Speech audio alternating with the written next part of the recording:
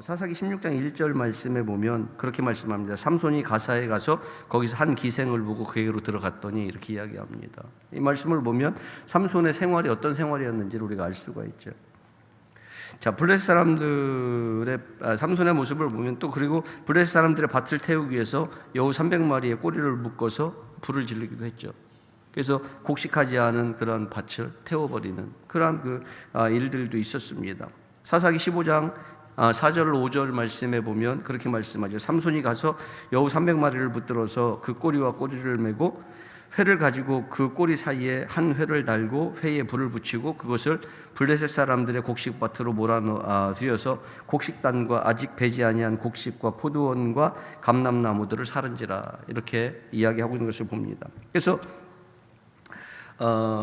이 성경에서 나오는 전설적인 또 전투로 꼽히는 그런 나귀 턱뼈를 가지고 블레셋 사람 1000명을 물리친 죽인 그런 사건들도 삼손에게 있었습니다. 15장 15절의 말씀에 삼손이 나귀 위에 새 턱뼈를 보고 손을 내밀어 집어들고 그것으로 1000명을 죽이고 이렇게 이야기하죠. 그러니까 삼손에게는 많은 사건들이 있었습니다. 그런데 그 사건들 속에서 단 한 번도 삼손이 패한 적은 없습니다. 이거를 우리는 뭐라고 말하냐면 승승장구라 이렇게 이야기합니다. 성공 가도를 달리고 있는 사람. 그런데 이 모든 사건들을 우리가 종합해 봅니다. 삼손이 나시린의 그 서원에 무관심한 상태에서 그가 승승장구할 수 있었던 것은 뭐냐면 그래도 그 안에 뭐가 있었던 거예요? 하나님의 은혜가 있었다는 것이죠. 그래서 그 하나님의 은혜 때문에 그렇게 삼손은 승승장구할 수 있었어요. 그런데 이 삼손이 싸웠던 그 싸움을 종합해서 볼 때에 삼손이 하나님을 영화롭게 하기 위해서 싸운 것이기보다는 자신의 의로움을 증명하기 위해서였다라고 하는 것을 우리는 더 잘 알 수가 있습니다. 그러니까 하나님의 의로움을 위해서 살아야 될 나시린이었습니다. 그런데 그 나시린의 서원에 대해서 무관심했습니다. 그렇다면 결국은 뭐예요? 결국은 삼손의 싸움에 개입해 주시고 그에게 승리를 주신 것은 하나님인데 그럼에도 불구하고 그 싸움을 계속해 나가는 그 어지러운 싸움을 계속해 나가는 삼손의 모습은 뭐냐면 자기 의를 위한 것입니다. 그러니까 하나님께 영광을 돌리고 하나님의 공의를 세우기 위한 것이 아니라 자기의 공의를 드러내기 위해 내가 이만큼 의로운 사람이라고 하는 것을 보여주기 위한 것이죠. 자기를 증명하는 거죠. 그래서 삼손은 승승장구하는 대신에 뭘 잃어버리고 있냐면 자기의 정체성을 잃어버리고 있어요. 나시린이라고 하는 정체성을 잃어버리고 있는 것이죠. 그래서 힘을 주신 하나님을 신뢰하기보다는 자기의 힘을 신뢰하게 되는 거죠. 삼손이라고 하는 사람이 하나님이 선택하신 구원자가 나시린이 절대로 가까이 하면 안 되는 여인과 함께 하고 있는 것입니다. 이방 여인이죠. 절대로 다른 것은 몰라도 이 이방 여인과는 하나님께서 구별해 놓으신 나시린이 함께 할 수는 없었습니다. 그런데 삼손은 함께 하고 있다는 이야기죠. 자, 흥미롭습니다. 삼손이라고 하는 이름의 뜻은 뭐냐면 햇빛과 같은 자, 이렇게. 삼손은 햇빛과 같은 자라 이런 의미를 가지고 있습니다. 빛이 있는 자. 그런데 자신이 해야 할 일과 자신이 해야 하는 일이 무엇인지를 이름 속에 잘 담겨져 있는 거예요. 정말 하나님의 빛을 드러내야 되는 것이 삼손의 모습입니다. 그런데 들릴라와 어울리게 되는데 들릴라라고 하는 사람의 뜻은 밤이라는 뜻입니다. 어두움이라는 뜻입니다.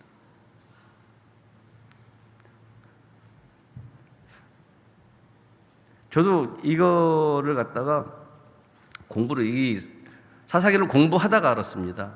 삼손과 드릴라의 그 이름의 뜻을 굳이 내가 알아야 될 이유가 없었는데 여러분들에게 설명을 하기 위해서 주석책도 꺼내고 다 이렇게 책을 꺼내서 보다 보니까 이 이름이라고 하는 의미가 참 상반되고 있다는 것을 보게 됩니다. 햇빛 같은 자와 어둠 안에 있는 자가 같이 만났습니다. 공존할 수 있겠습니까? 빛과 어둠이 공존합니까? 그러니까 햇살이 가득한 자와 어둠이 충만한 자 사이에서 사랑이 존재할 수 있느냐는 거예요. 존재할 수 없습니다. 그래서 성경은 우리에게 그런 이야기를 합니다. 고린도후서 6장 14절로 16절의 말씀에 보면 여러분들이 잘 아는 말씀이죠. 너희는 믿지 않는 자와 멍에를 함께 매지 말라. 의와 불법이 어찌 함께하며 빛과 어둠이 어찌 사귀며 그럽니다. 그죠? 자, 그 밑에 같이 한번 읽어봅시다. 15절부터 시작.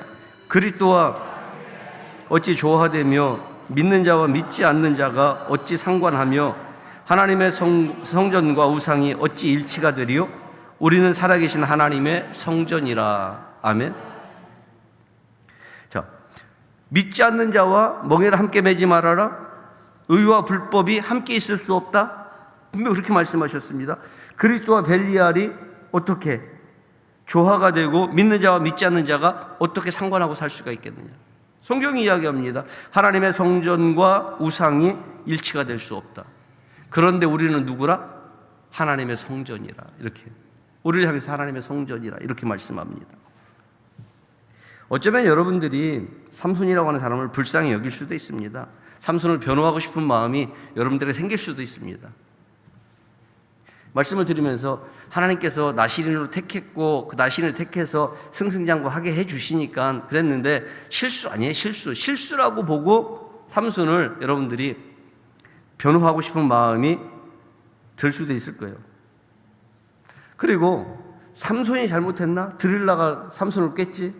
드릴라를 탓하고 싶은 그런 마음도 아마 여러분들에게 있을 수도 있습니다. 근데 두 사람이 원하는 것이 같습니다. 드릴라가 원하는 것도 삼손이 원하는 것도 같다는 거예요. 뭐예요? 자기의 영광입니다. 드릴라는 자기의 유익을 위해서, 자기가 이익을 얻기 위해서, 오늘 본문에 본 것처럼 삼손을 깨워서 삼손을 무너뜨리면 뭘 주겠다? 은천개를 주겠다 이야기하잖아요. 그러니까 자기의 이익을 위해서 드릴라는 하고 있는 것이고, 삼손은 뭘 하고 있는 거예요? 자기의 정의로움, 자기의 의를 드러내고 싶은 거예요. 나는 이만큼 정의로운 자다라는 것을. 그래서 드릴라는 부와 권력을, 삼손은 자기의 영광을 드러내기 위해서. 그리고 삼손은 지금 드릴라와 게임을 하고 있는 거예요. 게임을 하고 있으면서 그 게임에 사냥의 짜릿함을 누리고 있는 거예요. 사냥의 짜릿함. 그래서 드릴라와 삼손 사이에 뭐가 일어나요? 쥐와 고양이처럼 쫓고 쫓기는 그런 상황들이 자꾸만 생기는 거예요. 그래서 서로 속고 속이는 거예요. 삼손에게서 나오는 힘의 비결이 뭔지 세 번이나 삼손에게 묻지만 삼손은 그 세 번을 다 거짓말로 이야기하죠.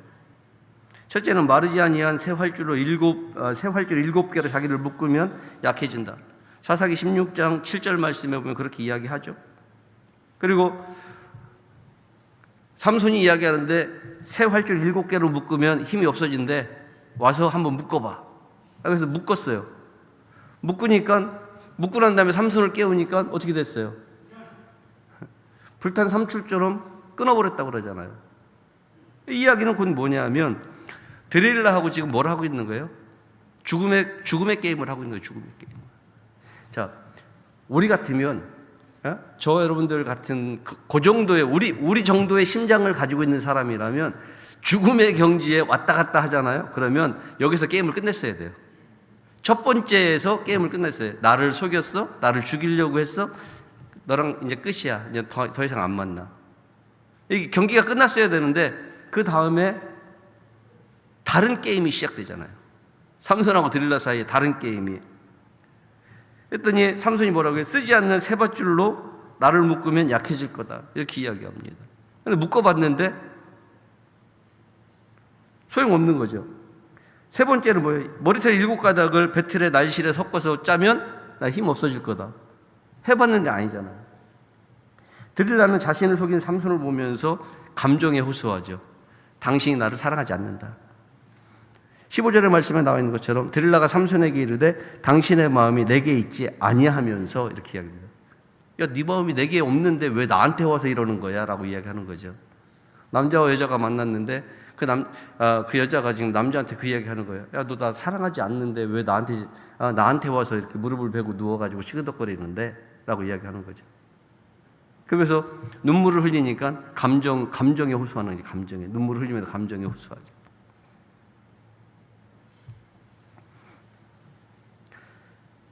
그 감정에 호소한 것 때문에 삼손이 진심을 이야기하죠. 근데 여러분 여기에 뭐가 있느냐면 허점이 있습니다. 우리가 생각하는 오해가 있습니다. 우리가 생각할 때는 드릴라가 감정에 호소하고 삼손이 어쩔 수 없어서 자기의 진심을 이야기한 것처럼 우리가 지금까지는 생각을 해보았습니다. 그런데 말씀을 묵상하면서 계속 돌아볼 때에 그게 아니라는 걸 저는 말씀 묵상하는 중에 그게 아니라는 걸 알게 됐습니다. 뭐냐 하면 삼손은요, 최대 약점이 있습니다. 삼손에게 최대 약점이 있는데 삼손에게 있는 최대 약점이 뭐냐면 자기가 가지고 있는 힘입니다. 그게 삼손에게 가장 큰 약점이에요. 왜? 지금까지 그 힘을 가지고 있었기 때문에 뭐 했어요? 게임을 계속 이어온 거였죠. 목숨을 건 게임을 하면서도 내가 가지고 있는 힘이 내 안에 있다라고 그는 느끼고 있었던 겁니다. 나실인의 서원을 무시했을 때 삼손은 이미 하나님이 그를 버려도 무관한 자였습니다. 근데 하나님이 그를 붙잡고 있었다는 것이죠. 근데 삼손은 계속해서 자기의 목숨을 건 경기가 게임이 계속될수록 자기의 힘이 빠지지 않는 것을 보면서 그 힘이 하나님께로부터 왔다는 걸 잊어버리는 거예요. 그 정체성을 잊어버리는 거예요. 그래서 진실을 말하면서도 내 힘은 여전할 거라고 착각하는 거죠. 이게 삼손의 큰 약점입니다. 그러니까 승승장구하다 보니까 계속 이기다 보니까 이기는 것이 여호와께 있다는 사실을 잃어버린 것이죠.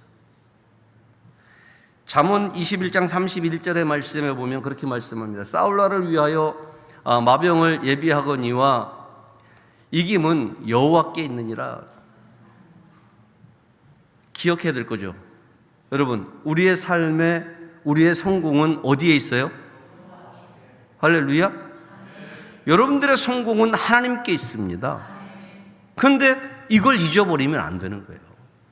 그런데 계속 잘 되면 뭐가 되는 거예요? 야, 내가 실력이 있나 보다. 좋은 말도 그거예요. 야, 내가 실력이 괜찮은가 보다. 나는 계속 내가 하는 일들마다 잘 된다. 하나님께서 내가 하는 일들을 돌아보시고 내게 은혜 주신다는 생각이 사라지기 시작하면서 거기에 뭐라고 생각하느냐면 내가 능력이 있어서 내가 참 배워놓길 잘했다. 이런 생각들이 들어오고 이런 행동들이 나오기 시작하는 거예요. 그런데 오늘 잠언 21장 31절 말씀에 나와 있는 것처럼 이김은 어디에 있느냐? 성공은 어디에 있느냐? 여호와께 있습니다. 할렐루야.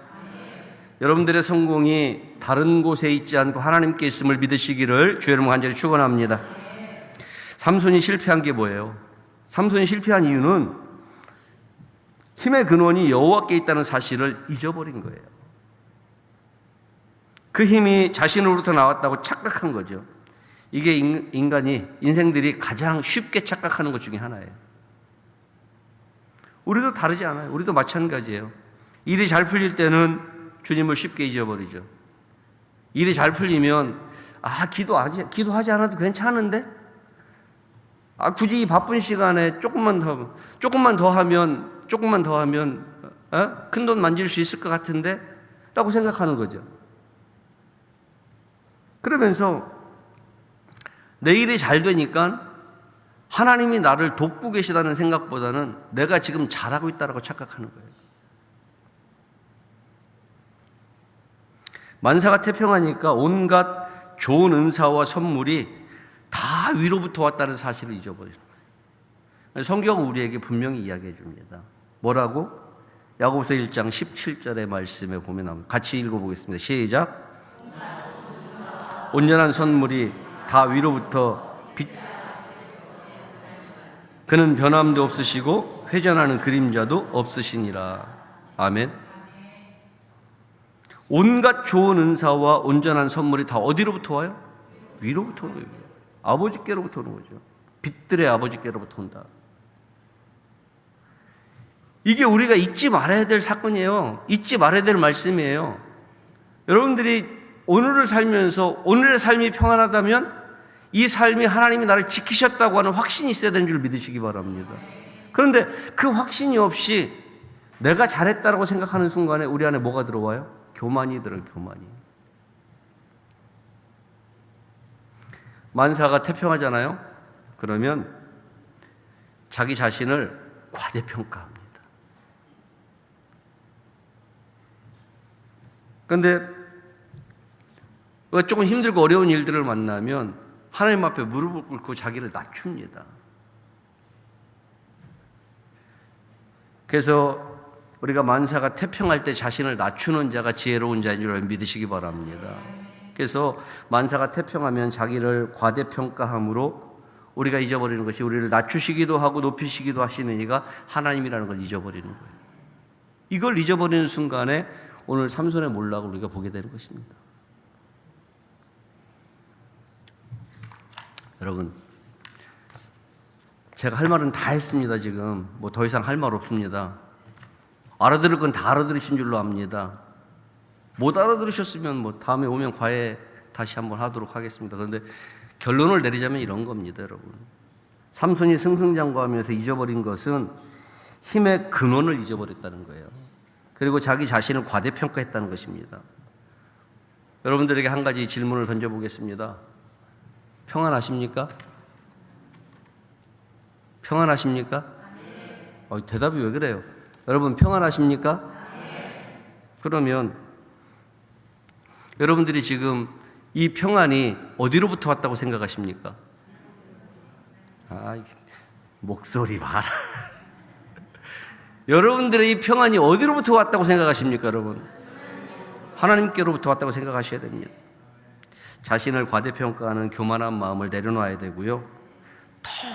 내가 평안할 때 더 겸손하게 두렵고 떨림으로 하나님의 말씀에 순종하는 우리 연모양문교회 성도들 되시기를 주의 이름으로 간절히 축원합니다.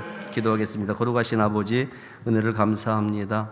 주님, 우리에게 주시는 평안이 있습니다. 하나님, 이 평안을 우리가 높이기도 하시고 낮추기도 하시는 하나님께로부터 왔음을 저희들이 기억하게 하시고 두렵고 떨리는 마음으로 더욱 겸손하게 하나님을 높이는 삶을 살게 하여 주옵소서. 예수님 이름으로 기도하옵나이다. 아멘.